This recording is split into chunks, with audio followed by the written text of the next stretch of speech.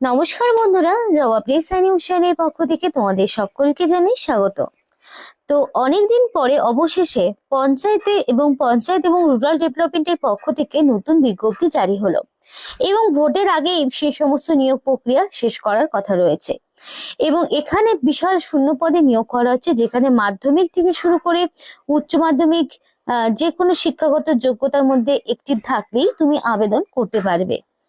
খুবই ভালো সুযোগ রয়েছে তোমাদের প্রত্যেকের জন্য। অল ওভার ওয়েস্ট বেঙ্গলের 23 জেলা থেকেই ছেলে হোক কিংবা মেয়ে প্রত্যেকেই আবেদন করতে পারবে এবং অ্যাপ্লিকেশন করতে তোমাদের কোনো রকমের ফিস দিতে হবে না, অর্থাৎ সম্পূর্ণ বিনামূল্যে তোমরা আবেদন করতে পারবে। এবং এখানে তোমাদেরকে দেখিয়ে দেব কিভাবে অ্যাপ্লিকেশন করতে হবে, সেই অ্যাপ্লাই প্রসেসটিও ভিডিওর মাধ্যমে দেখানো হবে। অ্যাপ্লিকেশন করতে কোনো রকমের ফিসও দিতে হচ্ছে না এবং প্রচুর শূন্যপদে তোমাদেরকে এখানে নিয়োগ করানো হচ্ছে।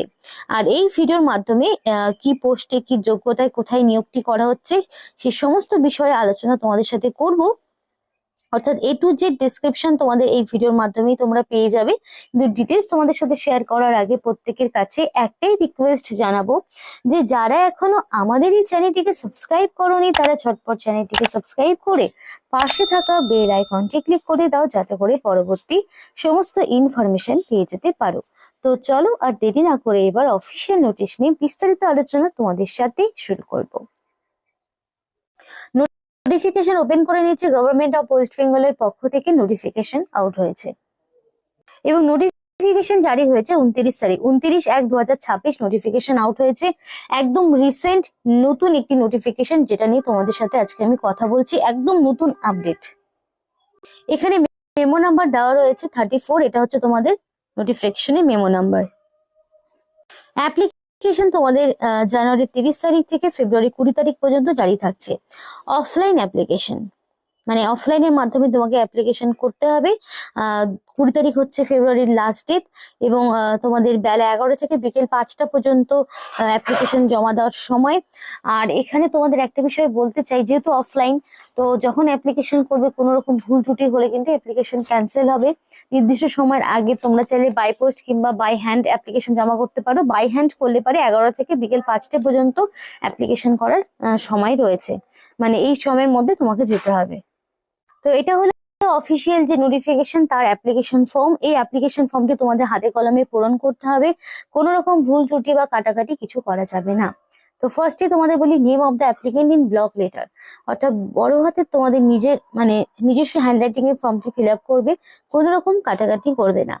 এবার বন্ধুরা, তোমাদের নোটিফিকেশনের সম্পর্কে বলার আগে একটা বিষয় বলতে চাই, যে তোমরা তোমাদের লোকাল যে গ্রাম পঞ্চায়েতের নাম অথবা তোমাদের ডিস্ট্রিক্টের নাম আমাদেরকে অবশ্যই জানাও।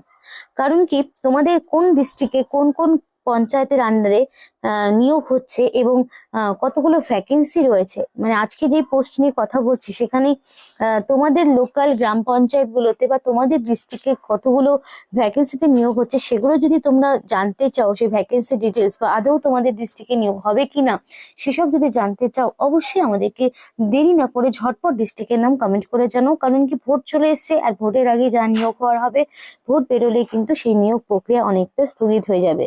তাই সেই জন্যই বলছি, ঝটপট কমেন্ট করে জানাও যারা নিজস্ব জেলায় নিজস্ব লোকালিটিতে চাকরি করতে ইচ্ছুক রয়েছে। এবার দেখো, অ্যাপ্লিকেন্টের নাম ব্লক লেটারে লিখতে বলা হয়েছে। আমার মনে হয় পুরো অ্যাপ্লিকেশন ফর্মটি যদি তুমি ব্লক লেটারে পূরণ করো সেটাই বেশি ভালো হয়। তো ব্ল্যাক বল পয়েন্ট পেন দিয়ে ফিল আপ করবে। তো অ্যাকর্ডিং টু মাধ্যমিকের অ্যাডমিট, সেই যে নামের স্পেলিং যেখানে রয়েছে সেটাই দেবে।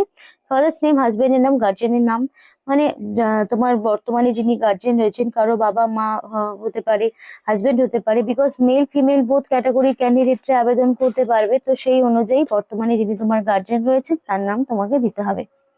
এবার অ্যাড্রেস ফর কমিউনিকেশনের অ্যাড্রেস, যেমন ধরো ভিলেজ পোস্ট অফিস, তারপরে ব্লক বা মিউনিসিপ্যালিটি কর্পোরেশন। মানে তুমি বুঝতেই পারছো যে এখানে শুধুমাত্র পঞ্চায়েতের যারা বাস করো তারাই যে আবেদন করতে পারবে তা নয়, তুমি চাইলে তোমার লোকালে থাকা যে কোনো গ্রাম পঞ্চায়েতের আন্ডারেই কাজ করতে পারবে।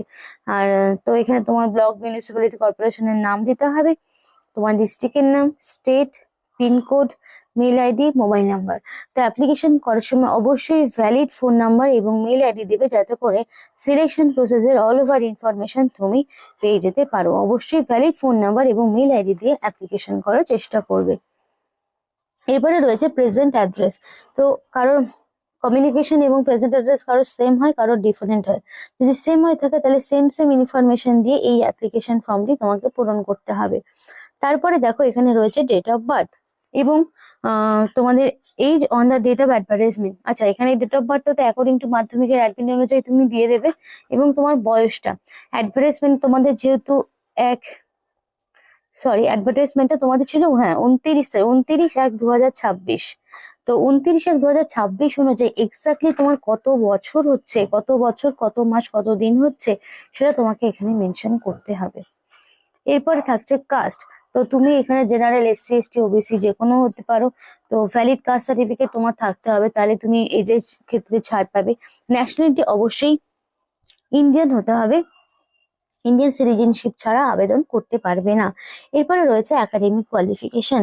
তো ফার্স্ট অফ অল তোমাকে দেখাতে হবে মাধ্যমিক, দেন থাকবে উচ্চ মাধ্যমিক, তারপরে থাকবে গ্রাজুয়েশন। এবার তারপরে তোমার পোস্ট গ্রাজুয়েশন থাকলে তুমি দিতে পারো, না চাইলে না দিতে পারো।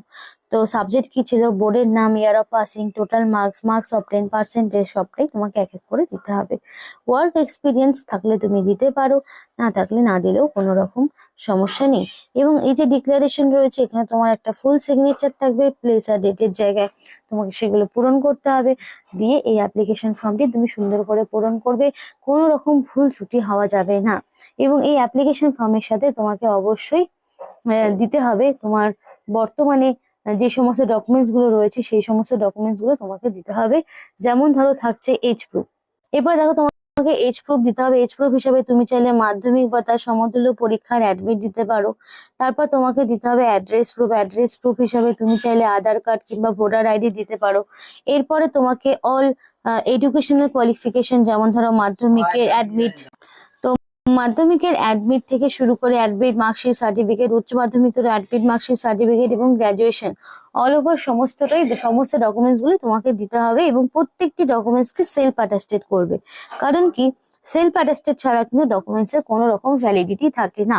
এবং এই ডকুমেন্টস গুলোই আবার যখন ডকুমেন্ট ভেরিফিকেশন হবে তখন কিন্তু তোমাকে সঙ্গে করে নিয়ে যেতে হবে। তো আশা করি এইটুকু বোঝা গেছে। এবার এখানে তোমাদের কি কি পোস্টে নিয়োগ হচ্ছে সেইগুলো বলবো। তার আগে বলতে চাই, কোনো রকম ফলস ইনফরমেশন দেবে না, পরবর্তীতে যখন ডকুমেন্ট ভেরিফিকেশন হবে তখন কিন্তু তোমাদের বাতিল করে দেওয়া হবে। দেখো এখানে মাধ্যমিক পাস বা তার সমতুল্য পরীক্ষায় পাস থাকলে তুমি আবেদন করতে পারছো, এরকম একটি পোস্ট রয়েছে।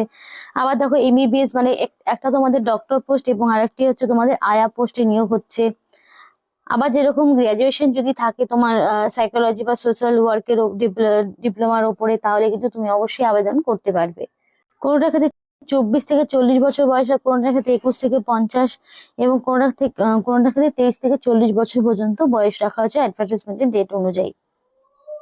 তো কোনো পোস্টের ক্ষেত্রে তুমি 23,170 টাকা, 23,170 টাকা। আবার কোনো পোস্টের ক্ষেত্রে তোমাদের 12,000 টাকা, আবার কোনো পোস্টের ক্ষেত্রে 9,930 টাকা পার মান্থ তোমাদের স্যালারি থাকবে। কি কি ডকুমেন্টস দিতে হচ্ছে একবার দেখে নাও। এখানে তোমাকে দিতে হচ্ছে age proof, residential proof, qualification certificate, experience certificate যদি থাকে, কাস্ট সার্টিফিকেট যদি থাকে, এবং self attested envelope with two requisite postal stamp 5 টাকার, এবং রিসেন্ট কালার পাসপোর্ট সাইজের ফটো, এগুলো তোমাকে দিতে হবে এবং ড্রপ বক্সে পাঠাতে হবে। তুমি চাইলে বাই পোস্টেও পাঠাতে পারো। তো এখানে এই যে ঠিকানা রয়েছে, এই ঠিকানায় তোমাকে কিন্তু পাঠাতে হবে। এবং ডিটেলস যদি জানতে হয় তাহলে অবশ্যই www.jalpaiguri.government.in, এই যে অফিসিয়াল ওয়েবসাইটটি দেখছো, এই অফিসিয়াল ওয়েবসাইট থেকে তোমাকে কিন্তু ডাউনলোড করতে হবে অ্যাপ্লিকেশন ফর্মটি। আর এখানে তোমাদের 20 তারিখ হচ্ছে অ্যাপ্লিকেশন করার লাস্ট ডেট। এর মধ্যে তোমাকে সম্পূর্ণ অ্যাপ্লিকেশন ফর্মটি সাবমিট করতে হবে। 20 তারিখের পর কিন্তু আর সেই সময়টি পাবে না। এবং প্রত্যেকটি ডকুমেন্টসকে সেলফ অ্যাটাস্টেড করতে হবে। দেখো পরিষ্কার বলা রয়েছে, প্রত্যেকটি ডকুমেন্টসকে সেলফ অ্যাটাস্টেড করতে হবে, অর্থাৎ ডকুমেন্টস গুলোকে জেরক্স করবে, এবং জেরক্স করার পর প্রত্যেকটি ডকুমেন্টস এর নিচে তোমাকে নিজস্ব হ্যান্ড রাইটিং এ সিগনেচার করতে হবে উইথ ডেট। তাহলেই তোমরা কিন্তু অ্যাপ্লিকেশন তোমাদের কমপ্লিট হবে। আর এই ডকুমেন্টস গুলো ডকুমেন্ট ভেরিফিকেশনের সময় নিয়ে যাবে। তো খুবই ভালো ইনফরমেশন ছিল প্রত্যেকের জন্য। অনেকেই আছে এখানে অ্যাপ্লিকেশন করতে পারবে, আবার অনেকেই পারবে না। তো এক্ষেত্রে আমি বলবো যে তারা অবশ্যই ধৈর্য ধরো এবং তাদের জেলার নাম আমাদেরকে অবশ্যই জানো, যাতে করে তোমাদের জেলায় সেই সমস্ত আরো ইনফরমেশন গুলো তোমরা যাতে পেতে পারো। আজকের মতো ভিডিওটি এখানেই শেষ করছি। ভিডিওটি যদি তোমাদের ভালো লেগে থাকে অবশ্যই লাইক করো এবং চ্যানেলটিকে সাবস্ক্রাইব করে আমাদের সাপোর্ট করো, আমাদের সাথে থেকো, পাশে থেকো। আর ভিডিওটি সম্পূর্ণ দেখার জন্য তোমাদের সকলকে জানাই অসংখ্য ধন্যবাদ।